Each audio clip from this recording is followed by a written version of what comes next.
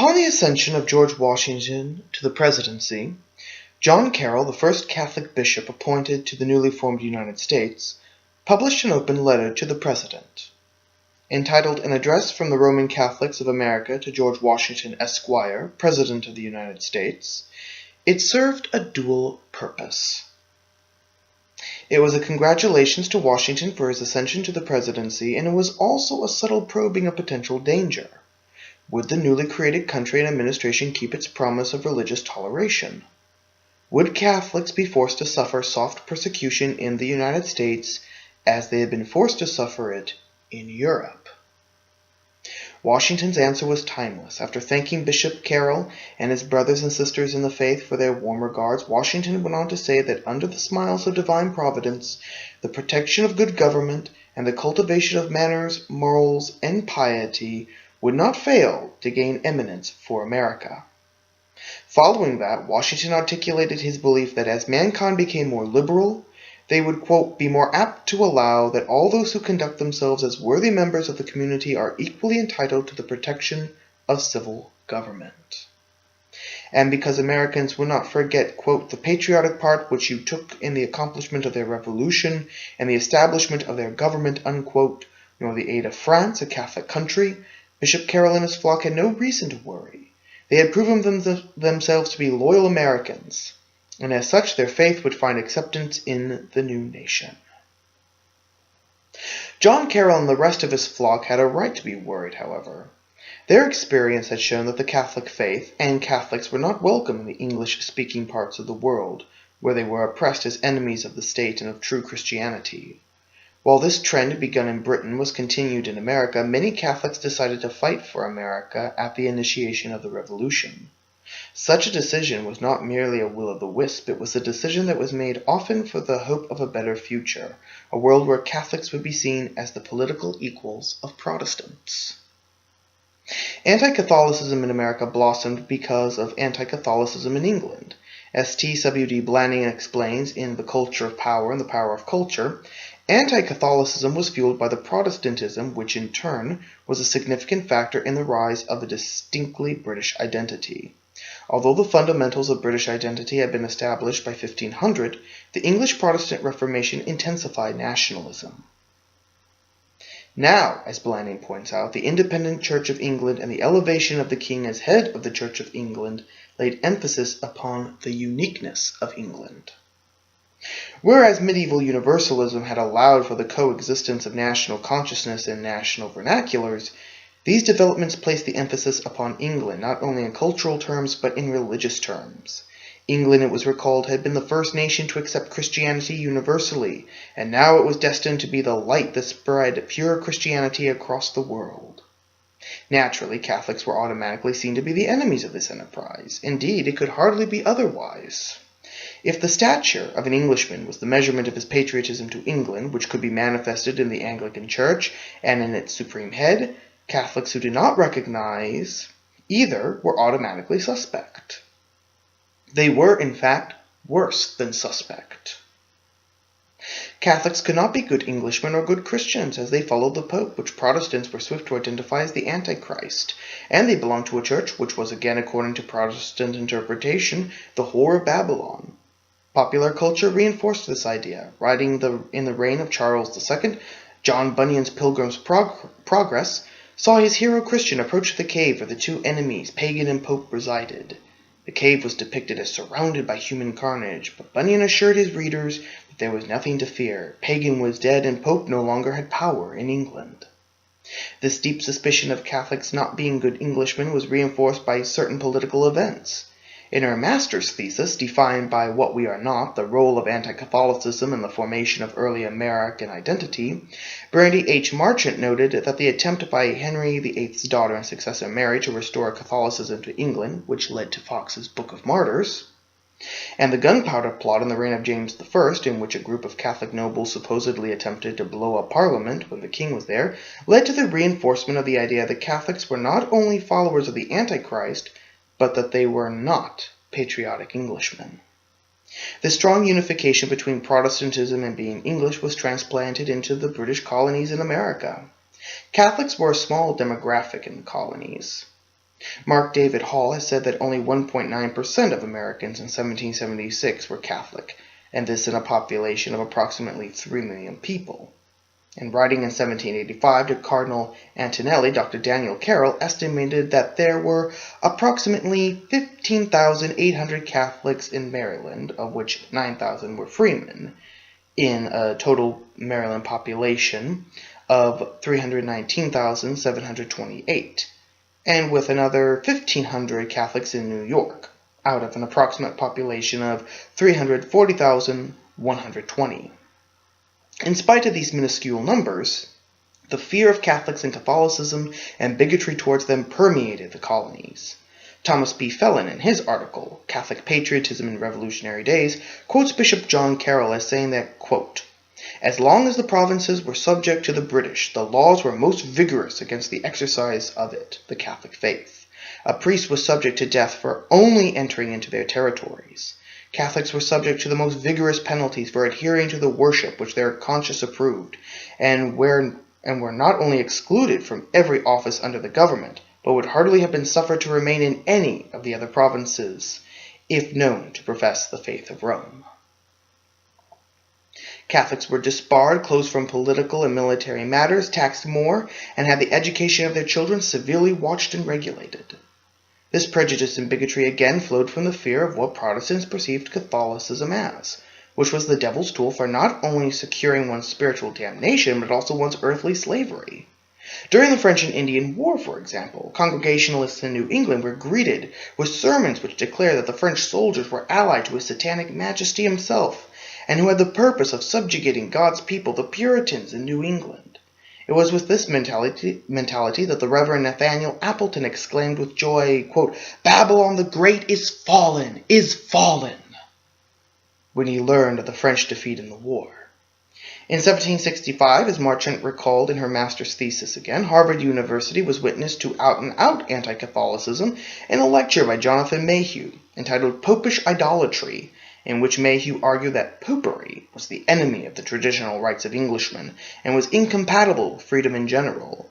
Quote, "Popery and liberty are incompatible, as irreconcilably enmity with each other," unquote. As such, Mayhew urged his listeners, after warning them that Catholics were on the rise in England, increasing in numbers and in influence, to stay on their guard, saying we should not be ignorant of their devices.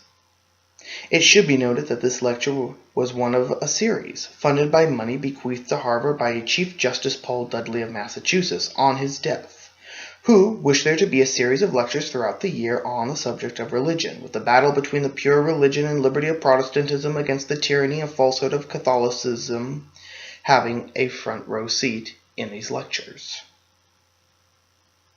These expressions of fear and relief were found yet again in John Adams's dissertation on the feudal and canon law. Like a man from good Puritan stock, Adams insisted in 1765, the same year as Mayhew's popish lecture at Harvard, that the two greatest sources of tyranny were the canon and feudal law. The former had been developed by, quote, "the Romish clergy for the aggrandizement of their own order," unquote, and which, with their fooling superstitious men that they alone possessed the keys to heaven, and who even claimed the power to turn bread and wine into the body and blood of Christ, had changed human nature for ages. Adams painted a grim picture of a world awash in slavery from the partnership of these two laws, until the Reformation allowed knowledge to diffuse throughout Europe, and with knowledge, freedom. That, Adams insisted, was the genius of the Puritans, for they came not simply for religious liberty, important as that was, but out of, quote, "a love of universal liberty and a hatred, a dread, a horror of the infernal confederacy before described," unquote. This fear of Catholicism and the erosion of liberty by it was put on full display with the passing of the Quebec Act. Passed in 1774 and grouped with the other intolerable acts, the Quebec Act showed the full extent of the colony's anti-Catholicism. As Thomas S. Kidd explains in God of Liberty, a religious history of the American Revolution, American Protestants were already suspicious of England on religious grounds, believing that the Anglican Church wished to establish an episcopacy in America in order to strengthen the English Church in the colonies, which was entirely true. The English Church did want to plant an American bishopric in order to deal with the lack of Anglican priests in the colonies. Be that as it was, however, American Protestants were suspicious, as a bishopric smelled ominously of popery. The Quebec Act, by which the British government allowed the French Canadians of Quebec to practice their religion openly and moved the Quebec border down the Ohio Valley to land claimed by Connecticut, Massachusetts, and Virginia, the colonies exploded. It was said that if George III had been ensnared by Catholicism as James II, Stuart, had been, George should be removed from power as James had been. Pastor Richard Furman of South Carolina ominously said that the purpose of the act was to establish a hostile Catholic force on the colony's front door, while the future Secretary of State Alexander Hamilton himself declared that the act enshrined, quote, arbitrary power in its great engine, the popish religion, unquote, in Canada. So serious was the act taken that time was devoted to it in the First Continental Congress. John Adams himself gave a speech on the dangers of the act, calling to the delegates' attention that this realized the, quote, union of feudal law and Romish superstition, unquote, the boogeyman of his dissertation. With other mutterings of danger, such as Knights of Malta, orders of military monks, and the old connection between Catholicism and arbitrary government, Adams ended his speech by calling the act, quote, a danger to us all, unquote. Such was the environment in which American Catholics lived. Why, then, did Catholics take up arms for America? As Phelan reminds us, it was not simply nobodies that supported revolution. The Catholics who were also patriots included Charles Carroll of Carrollton, who was assigned to the committee that attempted to get Canada to join the colonies in Revolution, and the only Catholic to sign the Declaration of Independence. His cousin, Father John Carroll, who later was made the first Bishop of the United States. Stephen Moylan, a native of Cork, Ireland, and an immigrant and inhabitant of Philadelphia, who was made Washington's aide-de-camp and a quartermaster general and a colonel of the 4th Pennsylvania Dragoon. John Barry, the father of the American Navy, appointed to the position of Captain No. 1 in the Federal Navy of the new Republic under the Constitution, and George Meade and Thomas Fitzsimmons, both patriotic merchants of Philadelphia. All these men risked their lives and their fortunes for American independence. One of the best answers to this question is that many Catholics desired independence from England because they hoped that with independence would come freedom of religion. Charles Carroll expressed this hope to his father when he was receiving his education in Europe. As Carroll's recent biographer, Bradley J. Burzer, stated, Carroll railed against the anti-Catholic laws of England. True, they had not been enforced strictly for some time, but that could change in an instant.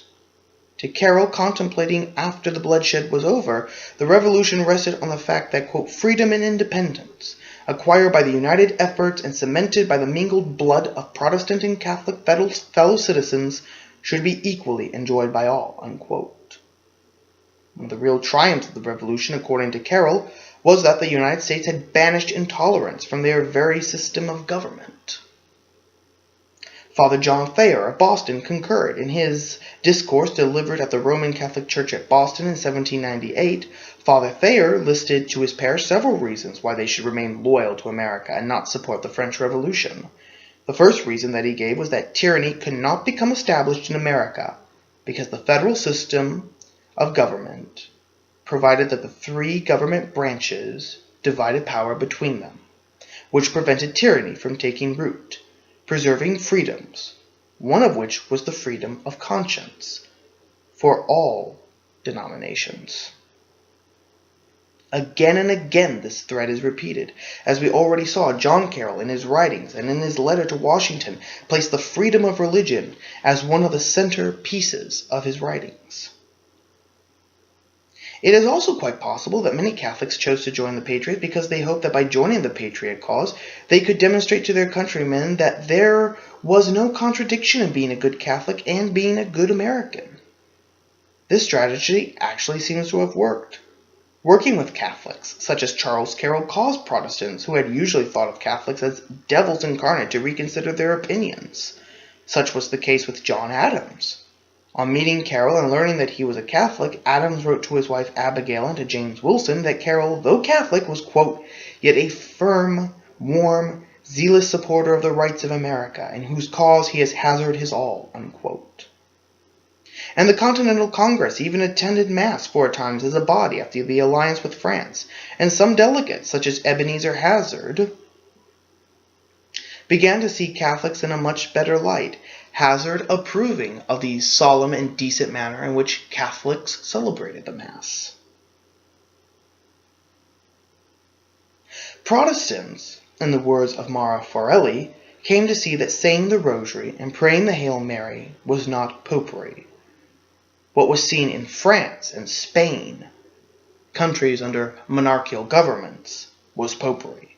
But what individual Catholics did and believed in their faith was not popery, as had been classically defined.